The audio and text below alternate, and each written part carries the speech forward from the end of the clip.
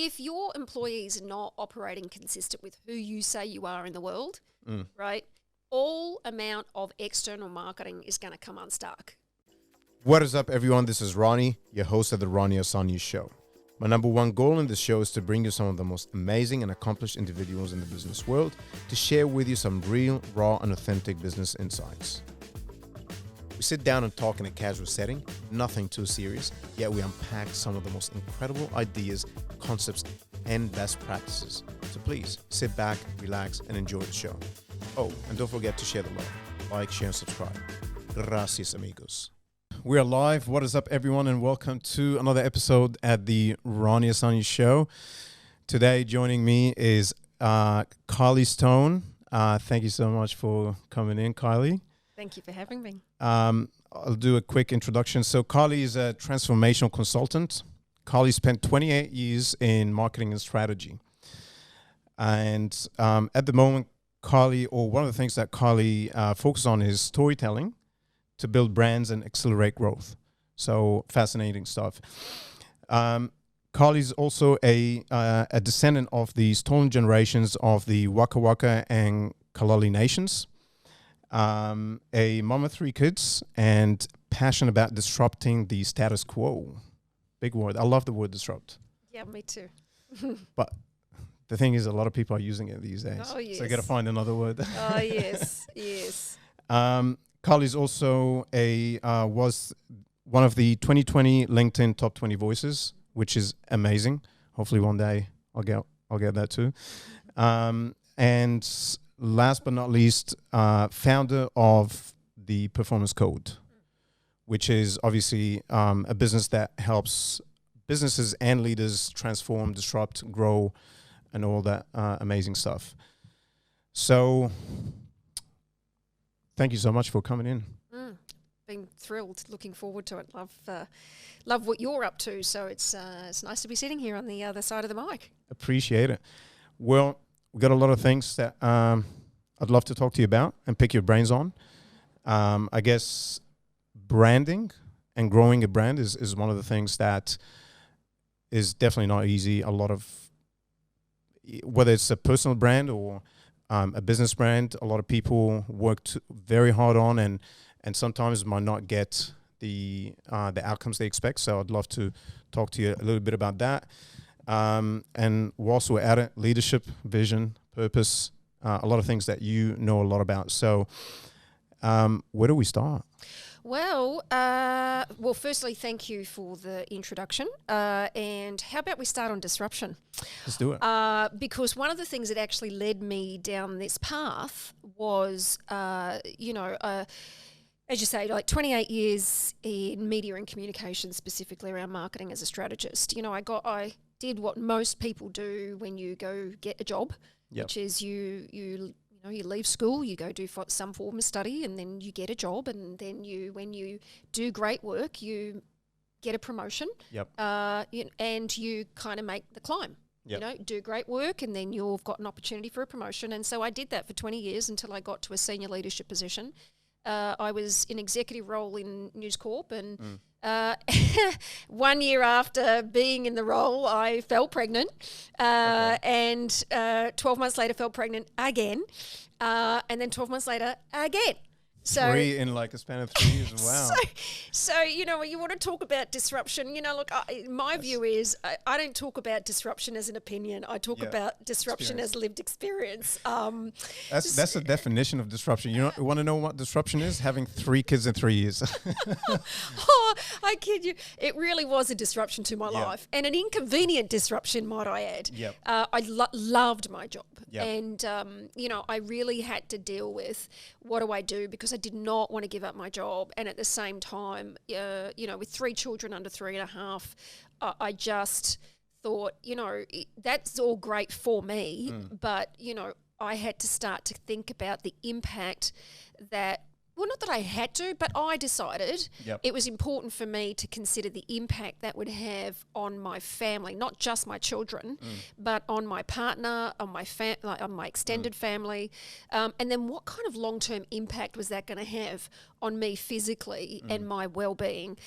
So I did the forward thinking. about it. You know, like I really stopped and looked not just at the immediate short term, but what is this going to say about where I could end up if I don't do the thinking? Much like a strategist, right? Is it a good strategist will sit there and look into the future and start to do the thinking around, okay, how do I set up my life for what do I think's going to happen?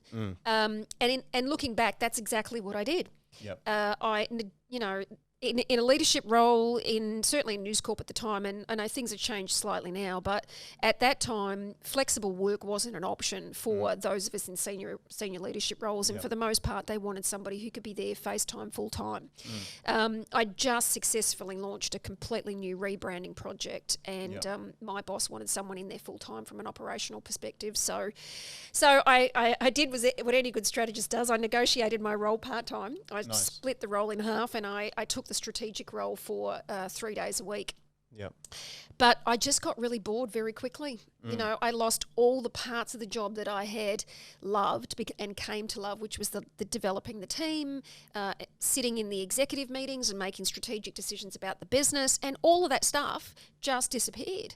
So I was now sitting in an office by myself, no staff, no impact, no relationship, like just now convenience because I could rock in and, you know, do whatever hours I wanted. But 3 to 6 months in, I think it was, I started getting very bored and very bitter. And then by 6 months, I was very bitter. And like, what did I do? I was exactly right. Like, oh my God. You know, so at that point, I just thought to myself, you know, I'd been coaching for a few years at that point, and I just, you know, I was like, I knew I had to stop and take another look at how else can I deal with this, and that's when I just really started to, you know, take a new look at how can I have the experience of leadership and being a leader in the current structures. You know, do we have to wait till we get a title? Do I need this kind of environment? How do I fulfill on my experience to be a leader without all of that there? And that's what started the journey for me, you know, just doing that. You're a disruptor at heart, whether you put yourself in circumstances that disrupt you or whether you disrupt intentionally the environment that you're in. And I you know, just going back quickly to the disruption topic, it's a form of mindset. It is a mindset at the end of the day. It's ways of thinking. It's an attitude. It all starts with, and it kind of ties with leadership as well, you know. So what position and what long-term goals we want to have, and what are the best ways we go about them. And disruption is a way that facilitates you to achieve these goals in effective ways. And so when I think about disruption, I feel like people always refer to it as technology. We're coming up with this disruptive product, or, you know, tech, but disruption is also disrupting how you go about your business in all the other parts, including leadership and, you know, and all that stuff. So is there anything in disruption that you like to share with people when you coach or when you talk with different businesses, or even on a personal level, that you feel like are key to be successful when it comes to disruption? Yes. Yeah. So firstly, something that I just want to pick up on what you said. There is absolutely a difference between an experience of disruption versus causing a disruption. And it does take both, absolutely. Like, really, when you talk about technology and disruption, I think all we're really talking about there is people are doing new ways of doing things. You know, we're disrupting the way we're doing things. Well, it's actually creating something new, or we're bringing something new into existence. Or in most organisations, actually what they're talking about is change. We're going to change the way we do things. That's, you know, let's just say, well, that's what's being called disruption in most businesses. When it comes to leadership and actually really disrupting something, it's an intervention. It's an intervention on cutting off what would be some normal way of going about things, and recognizing that unless you actively intervene with how it is, there is no such thing as change. And as a human being, and I think if we play to the area of leadership, certainly for me, which is where I'm out to disrupt things, we've lived for decades under this hierarchical model of leadership. Now, I don't make that wrong. In fact, it's served us well to do what we've done to get us to where we've got to. All we're confronting now is that it served its purpose for the time that it was there, and it's no longer sufficient.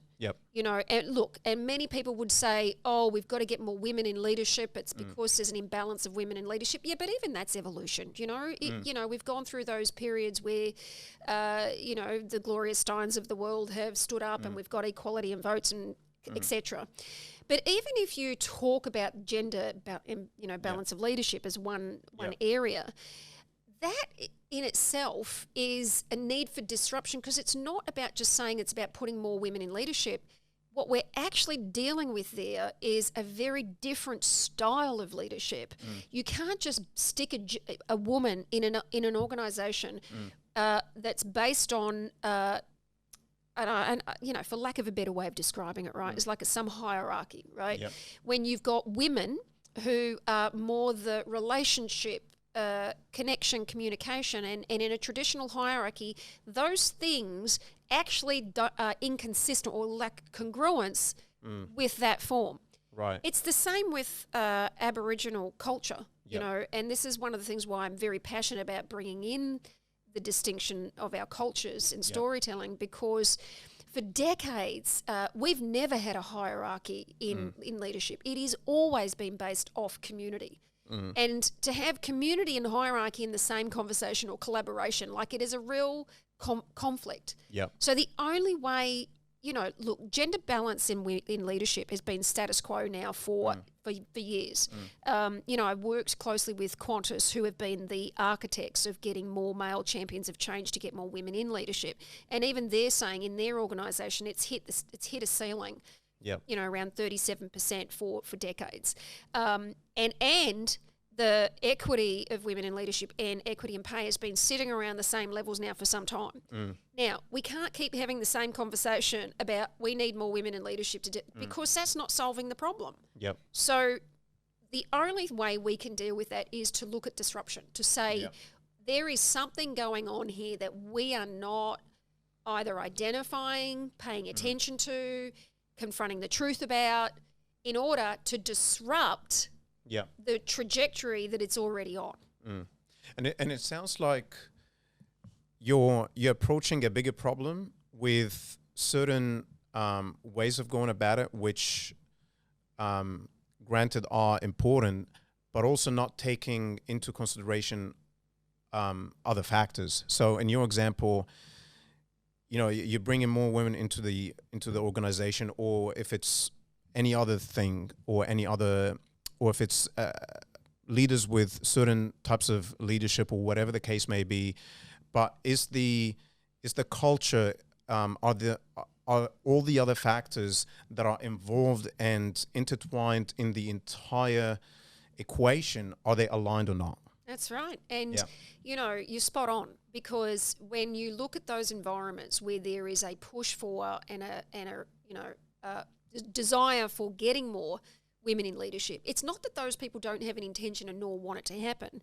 So one has to ask, well, what's actually at play that's not providing the environment, or what really is the barrier, right?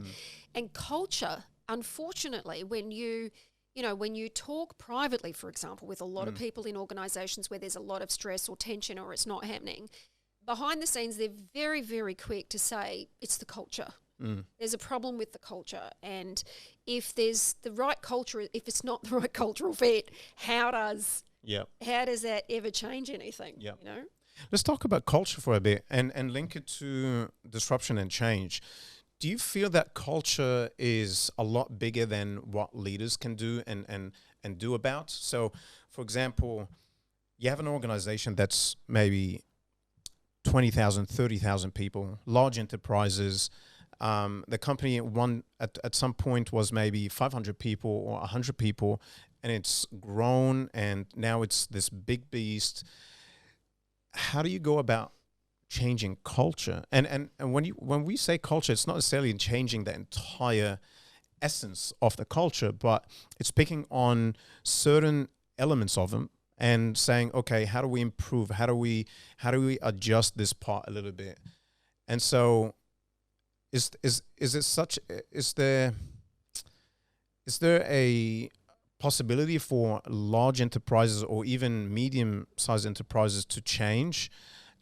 Are smaller organizations more, because they're more agile, are they easier to change? And how do you go about that? Yeah, so firstly, yes, the answer is it's a lot easier when the numbers are smaller, right? You can influence a lot more when there's less people.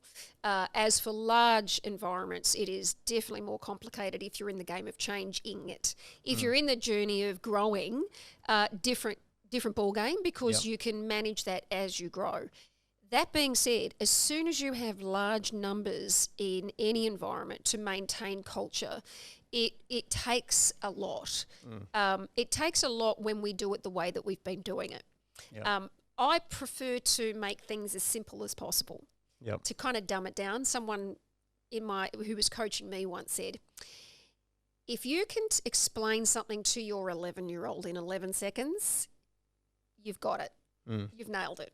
And as adults, we tend to complicate things, and then it's the fact that we complicate it that makes it difficult. Okay, so I'm going to simplify, I'm going to dumb down my answer so that we can kind of get it on the court, right? So there was a poem I read once about this boy who walks along the beach, and, the beach is saturated with all these starfish that have washed up from the ocean. And as he's walking along, he's throwing the starfish back into the ocean, one by one. And there's millions of them on this beach. This old guy walks down the other end of the beach. I don't know why, they're both boys anyway. Please don't challenge me on the fact that I've now mentioned they're both boys. But anyway. I'm not challenging anything. I'm just listening. So he comes along and says, what are you doing? Why are you even bothering? Because there's so many, there's no chance that you've got in actually saving them. And he picks up one of the starfish and he throws it back in, and he said, well, it made a difference to that one.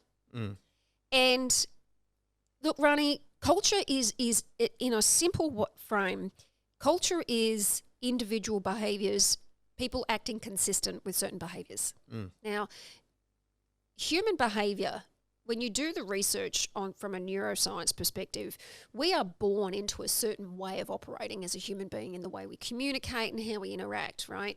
And if we don't, and this is again where the disruption comes in, there's certain wiring we have to survive. The prefrontal cortex didn't come in until many years later on the pathway of the journey of human being.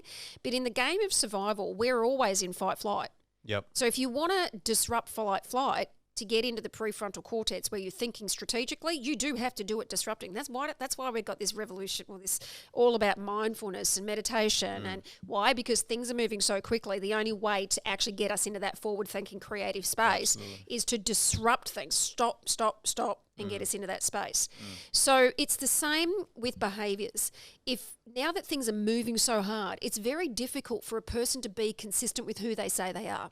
So let's just chuck it down, right? So if you're in an organisation, let's say the values which contribute to culture are integrity. God forbid so many organisations have integrity and they don't actually operate with integrity, right? Therefore, the breakdown in culture. But if you broke that down from an individual's perspective, integrity at the level of individual is always going out of existence. So if you consider that integrity is just simply doing what I say I'm going to do, how many people do you know in a company actually do not do what they say they're going to do?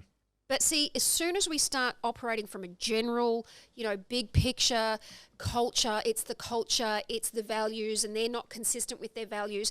But half the people that are actually saying, it's the culture problem and people are not operating consistent with integrity are actually not operating with integrity themselves. So the only access, and the great news, is that actually the access to cultural change is at the level of individual. right? Because if who I am as an individual is to say, right, well, instead of putting the blame out there that the company or the organisation or that team doesn't have integrity, then who am I to say that where I'm operating with integrity, am I operating consistent with that? Because I can impact me just like the starfish. I can impact me, and if I impact me, I have more power when it comes to holding other people accountable for operating the same way. But the value and the one thing that I think makes a difference from my perspective is this view and very wise, mature culture that the Aboriginal culture is. Yep. Years and years and years of practice of community. There's no such thing as self. There's no you and me. Collective. There's just I am you, you are me, we are one. So hence why in our culture we don't talk about the dead because they don't die. Yep. They're always there. There's always there's no separation. And I think if we're going to see cultural change happen, I actually think that embedding those kind of principles and the practices of seeing that when I walk into a company in my job, I don't view myself as an individual. I actually view that everything I do has a direct impact on everything and everyone in my company. Then we will see large-scale change. I mean, I totally agree. It's about getting people to think, okay, this is not just myself. I'm part of a big organization, and every single action that I take has an impact on everyone else. However, I feel like the challenge lies in actually convincing people that this is what this is the outlook, or this is the behavior, or this is the mindset they should have, when a lot of people really just care about I'm going to say their self-interest first, because I was an employee at some point, and I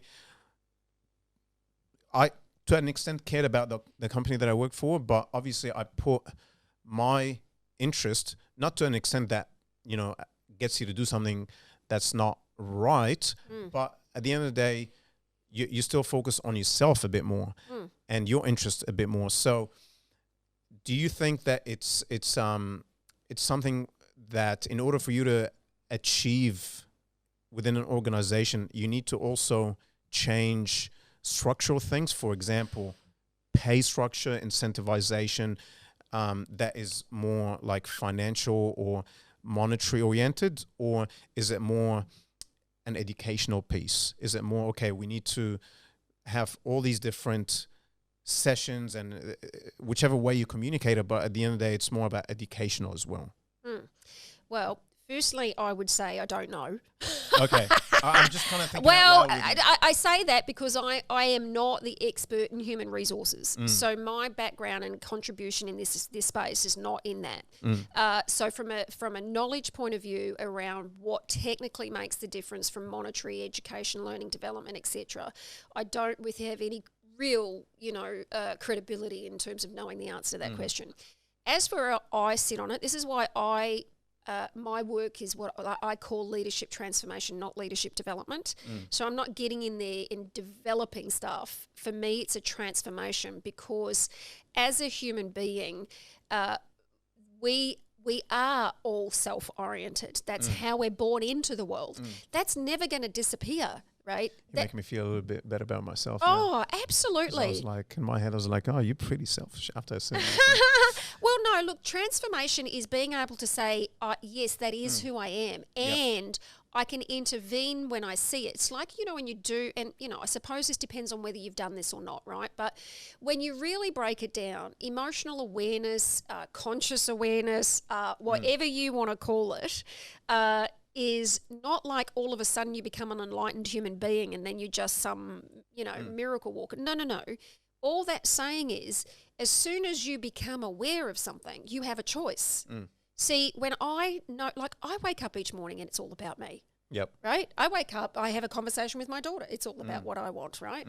And the only time I have access to any power is when I can disrupt that from just going on autopilot, because it is automatic. Most of the time it's just, hell, my goodness, where did that thought come from, So as human beings, I think, is to validate that fundamentally we've come into this world with a level of self-interest, and to transform our experience of leadership, we're simply saying, I see it, I bring an awareness to it, and I choose this versus that. Yep.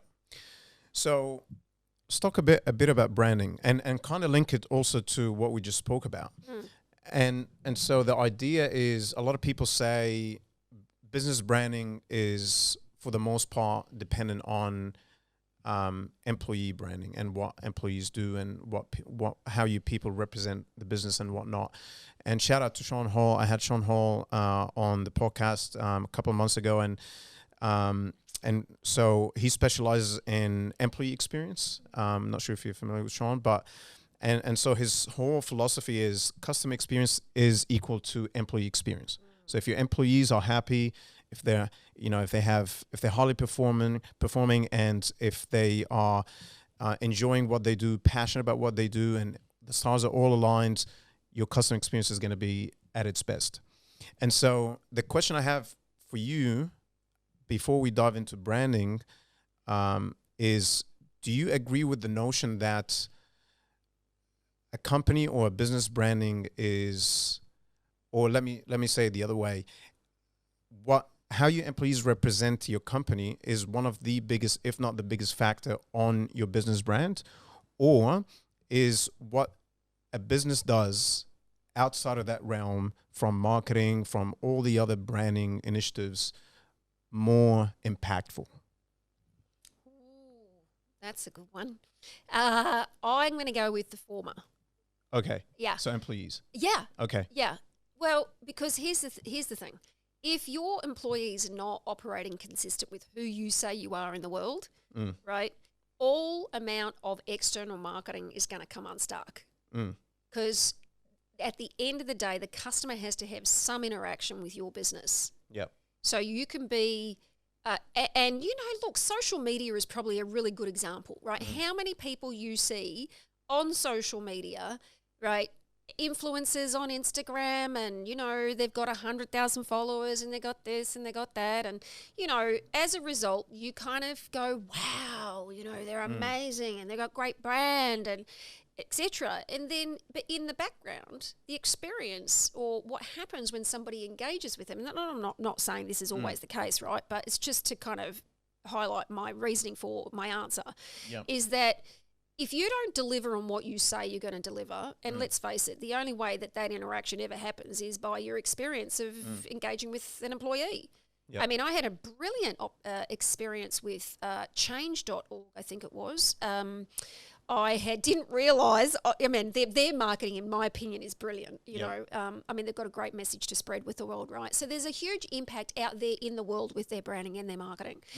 I had failed, just like many people do. You get inspired and you go, oh, this is a really great thing. I'm going to agree and sign up to this thing, right? So I did that. What I hadn't realised was that I'd signed up on a subscription, not a one-off thing. Okay. Right? So I sent them a note letting them know, listen, I've done this, and they went far beyond my expectation, far beyond. Like not only, very quick response, the person who engaged on email, like, when you know that you can read good, generous communication in an email, you're doing pretty good. And this person was really a frontline employee, dealing with it immediately. But then not only that, it must have how it escalated, because next minute then I get an up the line thing apologising for, and I was like, hold on, you didn't do anything wrong. I was like, I'm acknowledging that I knew I made the mistake. But they didn't care about that. They just came back and said, listen, really want to apologise for that experience, if there's anything we can do. And so if that had been the opposite, right? If the marketing had been great and then I had an interaction where my experience was they don't care, that's done for me. Yep. So in the short term, Ronnie, I do think in the short term, absolutely marketing for awareness and building, and it's got its place and it's like that. But if you can't deliver, or if your employees are not aligned with your brand values and what your promise is as a brand, then at some point, that marketing is, the ROI in that marketing is not going to cut it. Look, I fully agree. And to reinforce that message, if you look at it from a statistic standpoint, recent studies show that 80 or 90%, somewhere from 80 to 90%, even more, in depending on what the industry and what the business type is. But let's call it 9 in 10 people will do a lot of research online, looking for, looking for reviews, looking for what people are saying about your brand, looking for all different types of feedback they can get from whether, current customers or previous customers, and what the story was and experience was with the business. Now, if 9 in 10 people are on the lookout for that, what does that tell you, right? That yes, if your marketing and your acquisition efforts are fantastic and you have the best marketing team in the world that gets you buyers and customers and sales through the door, at the end of the day, like you said, in the long term, this is not going to work because the experience that you are giving your customers is not matching with what you're saying, and people catch on to it. Absolutely. Now, can we go into a disruption conversation? Let's go for it. On this topic? Yeah. So here's my prediction, or here's the thing that I think we have an opportunity with. Right. Is actually having marketing people accountable for employee experience. See, when I left News Corp, I'll give you an example. When I was in my last role at News Corp, it was 2010 at the time. We were in the peak of digital disruption, right? That's what we called it, digital disruption. And, I was accountable for the community media side of the business, so building communities. And in one respect, people would say print was dead, we shut down, so $41 million worth of assets they had to strip out of the business. Right. Okay. News Corp had been built over merger and acquisitions for decades. And so 19 divisions, 19 management structures, multiple brands, the brands that we were working, so $200 million worth of assets sitting in this accountability with, I think we had 19 mastheads also. And so as for a marketing budget, minuscule. We're talking a $2 million asset and we had something like a $2 million budget. And you're like, really? So we had to find very innovative ways to impact growth, right? So one of the things I did, and I have to say it took me 3 years to get this over the line, to get this project, but I went in, pitched for a rebrand of the individual mastheads to go with a single brand across all community papers, which is incredibly difficult considering the relationship of the local products, like the Manly Daily, for example. You just pick a local market, or the Wentworth Courier in their eastern suburbs, where the North Shore Times, or MacArthur Chronicle out in Campbelltown. We had individual local brands that were well embedded into the community. So it was like, really, you want to kind of scrap that out and go for a big brand, across all products? Anyway, 3 years, got it over the line. When it came to doing the launch, I didn't have to spend $1. Because I didn't focus on external marketing. I actually went through every employee of the business. Like, we went through a brand values conversation with every single employee of the business. We ran workshops with all the editors who were accountable for the product development and the content of the product, where their relationships are, the salespeople have relationships, and we went out and actually ensured that every single employee was aligned with the brand, the vision, the values, and they got the values such that they were consistent. Now, when we did that, I was shocked. Like, I actually have to say, given the time, there was no, incremental growth from a revenue point of view, but quite frankly, Rani, back then, growth was predominantly off cuts, cutting out costs in the business. It wasn't from real growth, right? Which is what a lot of businesses in these days are facing. But we had a 23% uplift and 8% incremental growth in revenue in a time where the business was going really, in real terms, was going backwards. Not a single dollar spent on external marketing. So, but who was accountable for that? The marketing people. Why? Because marketing is about the brand's values and the experience. So all we did was put our attention on the employees and embedding that with the employees, which had a massive impact on their, on how they interacted with the community and their conversations and their passion in the market for the product. And, it was, we didn't predict it, like we kind of really didn't, we didn't really know. Really the intention was do that so that we can actually shift the experience of the brand in the market. But great outcome. So I'm an advocate of, even now as marketers, like the average tenure of a CMO is 22 months, apparently, which if you're actually dealing strategically at a high level in a business, how is that ever long enough to implement anything when a decent strategy is 3 to 5 years, right? So CMOs are incredibly challenged. And at the same time, human resources is getting thrown up in a spin. And I'm like, wow, I wonder if the future for marketing really is, because as even startups, like in the entrepreneurs game, there is a huge human resource people and marketing, they're all coming together. And so I'm like, I just, from an organizational disruption, I'm like, is there a role there that marketing can actually play in being able, because learning and development budgets, let's look at that, right? Learning and development budgets are not huge, right? But, I wonder if one could use the internal marketing resources that, and a lot of businesses have a lot of, resourcing capability in the area of marketing. What if they actually took that and embedded that around the employee part of an employee experience? Yep. Amazing. I want to go into a controversial topic. Great. Because I love controversy. Sure. No, just Bring kidding. it on. And it's a little bit off topic, but it has been a hot topic over the last few weeks, maybe months. And since you spent many, many years in the media and here we go. space, you know where I'm going. No, I don't. I'm starting to get scared now. Look, I know. I don't think personally. I don't think there's right or wrong to a lot of what's going on generally in the world and what's happening in particular with how a lot of things have been handled in with things like COVID or whatever, but this is not about that. It's about the dispute that's been happening between the Australian government and Google and Facebook. So I'm not sure if you've heard or dived into it a little bit, but it's basically around the publishing compensation, and obviously with tech giants like Google and Facebook.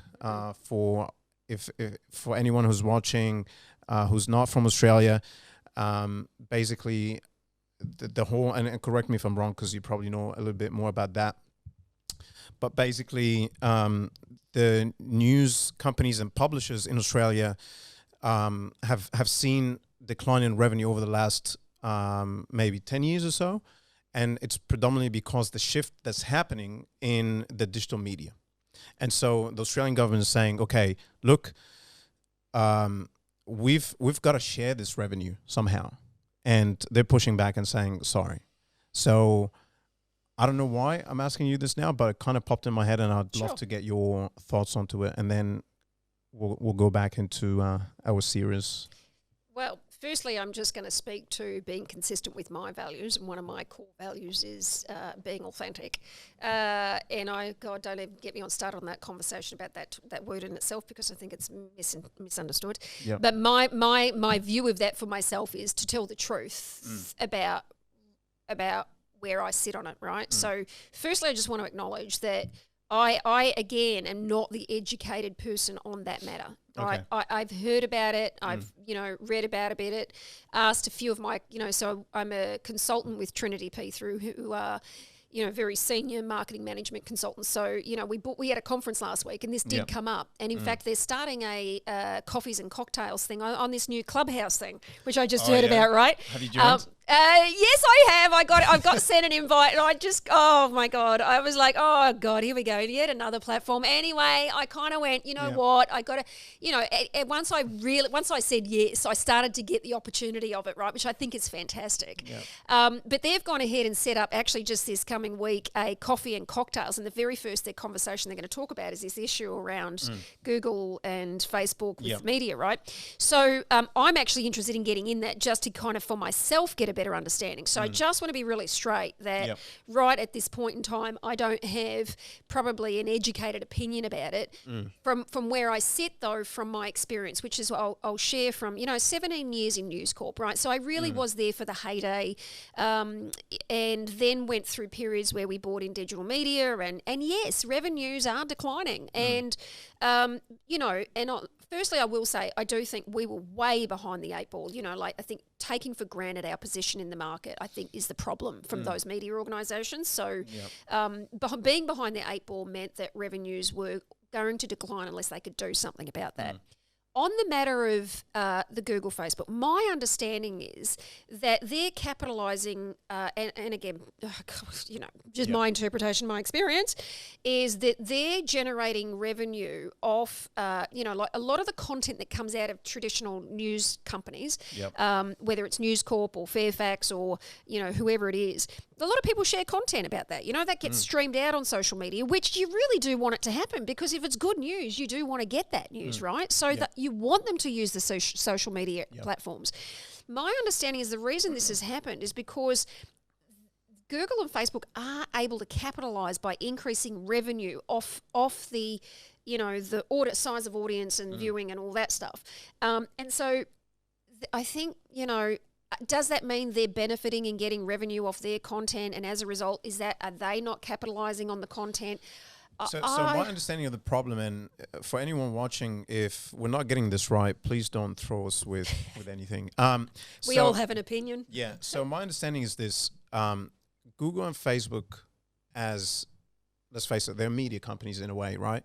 The model is completely different. The model is we're gonna show people and share with people free content because they monetize through ads, right? So Facebook is trying to allow everyone, businesses and people, to share content, interact around content, and share it with the world. Google goes and, crawls and finds out all the different websites out there and helps users who are searching for something find that content, whether it's news or anything else, or how to, clip my nails, whatever, right? And so the news companies in Australia, and I'm sure in many parts of the world, their model is completely different. They have access to news and information that is new and not widely available, and so they're trying to find things that you need to know about, but in exchange for sharing the information, you pay. So a lot of even the sites, the digital media for these companies, you've got to subscribe to get access to the content. And so there's a conflict in the business model. And going back to disruption, part of the problem, in my opinion, is there has been disruption over the last 20 years in how content is created and shared.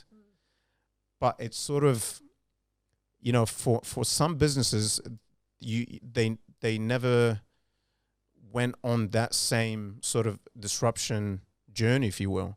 And now it's become a major problem. And so whether the approach from the policymakers or the regulators is right or wrong, it demonstrates that disruption is there and creates massive opportunities for some businesses and a downside for other businesses. Absolutely. And I think if we have a complaint about that, I mean, where does it go to from there? If we're going to say, oh, well, Google and Facebook can't publish out news content because they're capitalizing on making money off it. I mean, they're quite smart. I mean, really, their entire business model is based on that. Where do we go next? Stop putting how many people run their businesses off Facebook? What are they going to do? Go up in arms and say, oh, well, now we're going to stop all small businesses from creating Facebook groups on Facebook because actually that's bringing more people to the site, that's increasing traffic, and they still are able to advertise off the fact that they've got a certain amount of reach. I mean, where does one go with that? Yep. I do think there's two very separate pieces going on here. There's that's a business model that clearly, works, right? You're not going to stop people engaging in content and distributing content, and they're not going to stop, earning advertising revenue. I think it's a separate issue when you're talking about the problem that traditional media houses have called news content sites where they've got to search for a new solution in order to grow revenue.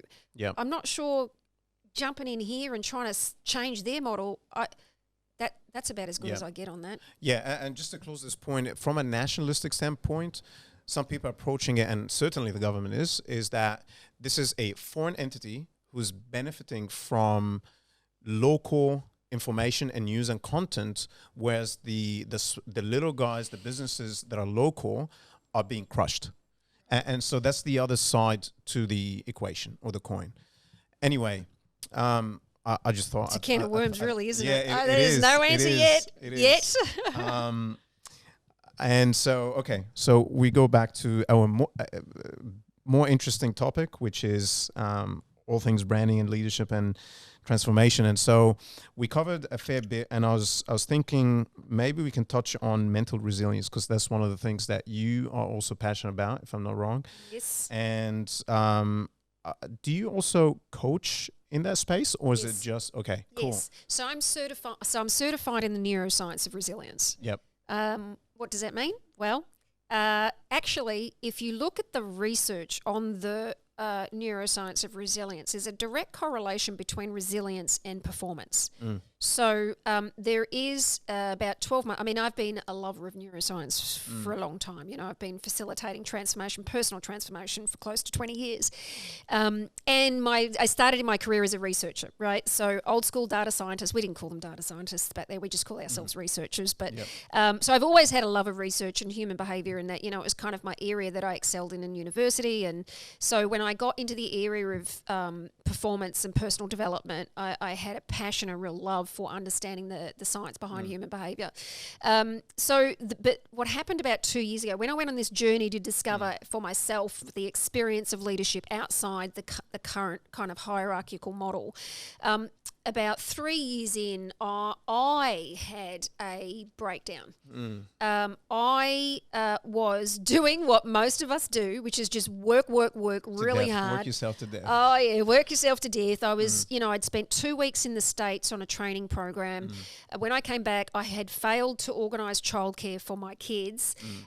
So I came back and then spent 2 weeks up on the Gold Coast, took them up there to visit my mother. You know, with 3 kids solo, because my husband was still in Sydney, thinking, oh, it'll be fine because, you know, it's a change of thing. You know, it's not working in the business, it's just with the kids. And then from that, I flew back into Sydney and then flew immediately back out over to Perth and was facilitating over in Perth for 3 days. I was on the plane on the way back. I'll never forget it. It was a Tuesday or Wednesday morning. It was a Wednesday morning. I was due to fly out, having a glass of wine in the lounge, and got on the plane and we started watching a Nicholas Sparks film, which, if you don't know who Nicholas Sparks is, he did The Notebook, right? Soppy stuff. Yeah. I was watching The Longest Ride, and I am in the plane bawling my eyes out. What have I done? I've complicated my life. I need to simplify. I'm all a mess. Triggered by the fact that I'd received a phone call while I was away facilitating that my husband couldn't find my son because I had failed to do the transition of a new au pair, and the new au pair started. She didn't speak very good English, and she was supposed to pick one of the kids up and didn't. And he didn't know where, and, you know, so of course there I am on the other side of the country going, what the, you know, and what I didn't notice at the time was that my internal reaction to that had been that I should have been there, I should have done something about it, and of course it didn't. And so then when I'm sitting on the plane, it was just, you know, it's a romantic film and it's, you know, and I thought, oh God, and I spent 4 days after that in bed in a crisis, like whatever. I went down a hole. I was like, I can't do this anymore, and I could not get stuck out of that mental, I can't do this anymore. What was going through your mind? Was it like, I failed myself, I failed people, what have I done? Or was it more like, how do I get out of this? Was it a mix of different thoughts? Or 2 things in particular. One is, it wasn't I have failed, it's I'm a failure. Wow. Okay. Yeah, so that it was like you were very deeper. harsh on yourself. Oh, very, very hard on myself. Okay. Very hard, and I should have been there. And then the last part was because I couldn't see the solution. I can't do this. I don't know how to do this. I can't do this. Way out. No. Wow. No. So, long story short, right, 4 days, and even my husband came in one day, like I buried myself under the doona, like really, I was honestly awful, so upset, because at the time I didn't have clarity over what was happening with those thoughts, right? I was just stuck. And he comes in and he's got to a point where he says, you just need to get over yourself. Just stop this, will you? I'm like, no, you don't understand. Anyway, so listen, long story short, after 3 months, I bizarrely enough, was flicking through Facebook, right? Right. It was the one thing to get, it's like, oh, who cares? Flick through so fast. I saw an article about the impact of depression and postnatal depression and what happens on the body if you don't get the proper treatment. So this was my daughter, I can't remember the timeline, but when 2009, after I had my daughter, they diagnosed me with postnatal depression. Due to that, they put me on medication and said, your options are medication and, seeing a psychiatrist. And so I was like, give me everything, none the wiser about the impact or the, the source of the breakdown, right? Yep. But at this stage, I did, right? So I went, I read this thing about if you've had depression before, what happens from a government point of view, if you've gone on the register for depression, immediately after seeing a doctor, you have to go back onto medication to deal with depression. Yeah, because you're at risk. I'm not quite knowledgeable in that area from policy standpoint, but what was the official title of the person that diagnosed you? Was that a psychologist, psychiatrist, or no, GP?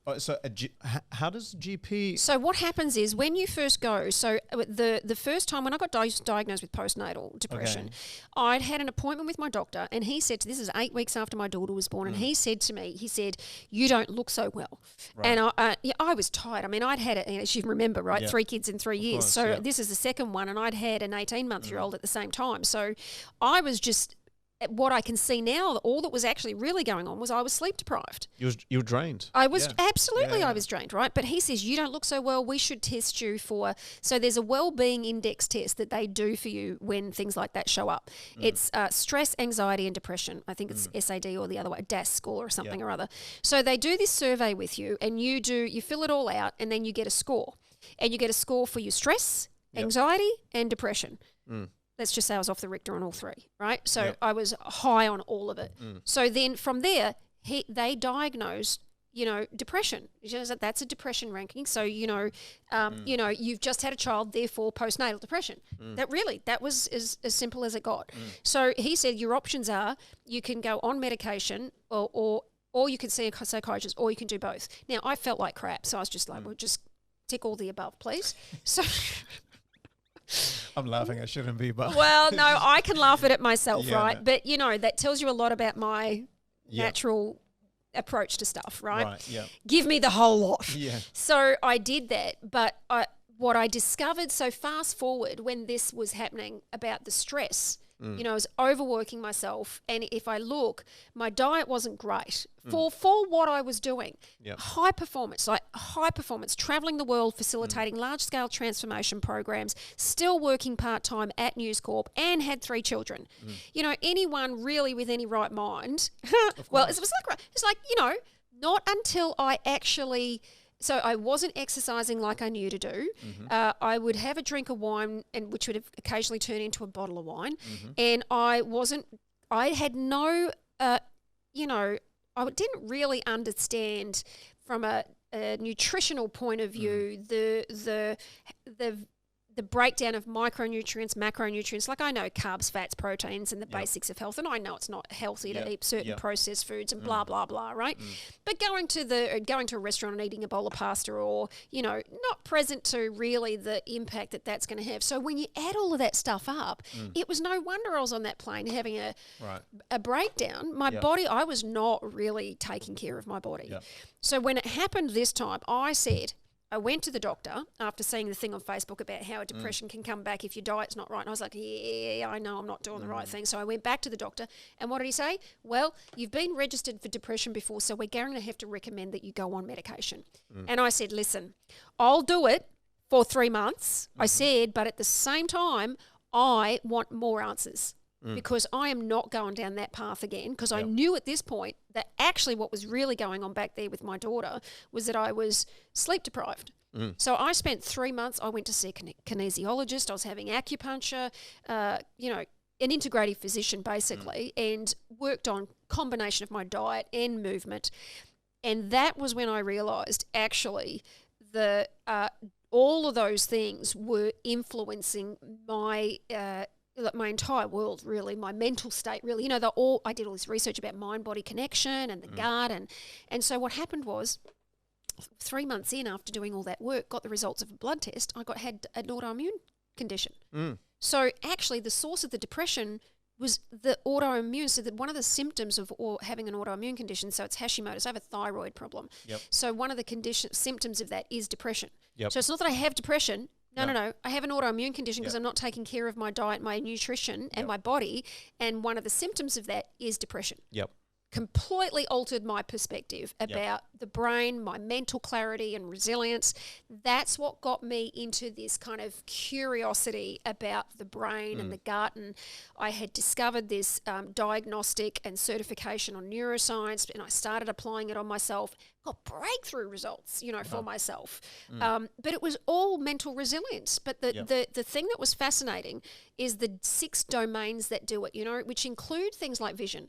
If you've got a clear vision and purpose, then it includes health. And this was the breakthrough in this aspect of it, was up until 5 years ago with this research this guy had done, every aspect of resilience was not in the area of health. It was more in the areas of, motivation, mental preparedness, decision making, all these other factors. It didn't include the physical side of health. Yep. And when I saw that this actually had the physical aspect of health in this, your nutrition and your sleep, sleep, nutrition and movement, I went, right, I've got to integrate this into the work that I'm doing, because if it's helped me impact my performance and my ability to experience my success as a leader, then clearly it could affect others. And that's exactly what happened. Like I started working with people on their well-being, namely resilience and health and things like that, and unbelievable amount of transformation in people's experience of their performance and accelerating growth, because they then finally had mental clarity and the operating in the prefrontal cortex versus being in fight and flight. And if you can get yourself out of fight and flight like that, unbelievable results. You touched on so many important parts of resilience and mental health and performance. And for me, at least, one of the areas that I never paid attention to, I'd say almost for all my life, is diet. I love food. It might not show me that much, but I eat a lot, and I love just indulging in different cuisines all the time. And I found out through research and reading over the last couple of years that you might be eating healthy. You might be eating healthy food. No processed, none of that stuff, staying away from all the bad stuff, but you still end up eating things that your body doesn't agree with. And I'm not talking about allergies that show like your skin or something happens, like you have to be rushed to the hospital. There's types of allergies, or maybe you call them something else, but a reaction that your body produces in response to what you ate that just makes you feel down or depressed or all that stuff, and it's just that you're not eating what you should be eating. Your body's chemistry, your body's biology, and food is chemistry, and some chemicals don't agree with each other, and the end result is you're not at your best. And so diet is super important. I'm not an expert in diet at all. Well, neither am I, but that is just my personal experience. But I give you one very specific example, right? I thought I was being really healthy eating green juices with avocados and kale. Yep. Avocados are high in antihistamines. So despite going on a ketogenic diet, which I'm a massive fan on because of its impact in brain performance, at some point I was having a lot of allergies with my nose, sinus related stuff. And I had to I'm allowed to go back on them now because I can reintroduce it once my body's stabilised. But I went and saw a naturopath, and she said, you're going to have to stop eating avocados. I went, what? Since when are avocados not healthy? Because they're, give up my avo. Oh my goodness, neither could I. Because you add those into a smoothie and it's delicious, right? But they were high. They're high in histamine. So I had, and miraculous, 1 week off the avocado, all the sinus related stuff stopped. Now, lucky I can get back into it. But kale's another one. I was like, oh my goodness, So things that you don't know until you start getting very putting your attention on optimizing health as a function of your ability to impact performance, and you'd start to trial and experiment. And there is no one size fits all approach, because like you say, our chemistry when it comes to food is very unique. And sleep is another one that I personally also came to the conclusion Don't get it off of. But you know, and there's a book, I'm not sure if you've come across it or not, if you've read it or not, called Why We Sleep by Matthew Wakka. I've seen the TED Talk. Have you He's seen the Matt Walker TED Talk, right? he I think he did a talk, but I watched him on the Joe Rogan podcast, and I went through half of the book. It was very dense, but I went online, went on YouTube, and watched a lot of his content, and so I got a good idea of what he's. So he spent about 15, maybe more, years doing sleep studies, and so he nailed everything, and and he breaks down a lot of interesting things that you wouldn't even have heard about when it comes to sleep. But the conclusion is sleep is so important, and there's a lot of these messages out there, for entrepreneurs and business leaders. You hear about, people saying, I only get 4 hours of sleep, I get 5 hours of sleep, or if, Elon Musk got away with only getting an hour or two of sleep, and, look where he is, I can do it too. And, that type of message out there, I personally don't agree with. And I've just come to the conclusion that I need to make sure I get the hours I need, and also find the right time, because our circadian rhythm is not all the same. And you might clock off around 10, and I clock off around midnight, and it works for me. And maybe it doesn't. So that's also another aspect. There's a lot of things around that too. So optimizing sleep is absolutely important for mental resilience. I have to agree with that. We're running out of time. I wish we had another hour, because Can I say one thing about that? Absolutely. To wrap that up and actually draw it back to branding. Yep. So one of the reasons, because one has to wonder, well, what does mental resilience have to do with branding, right? Yep.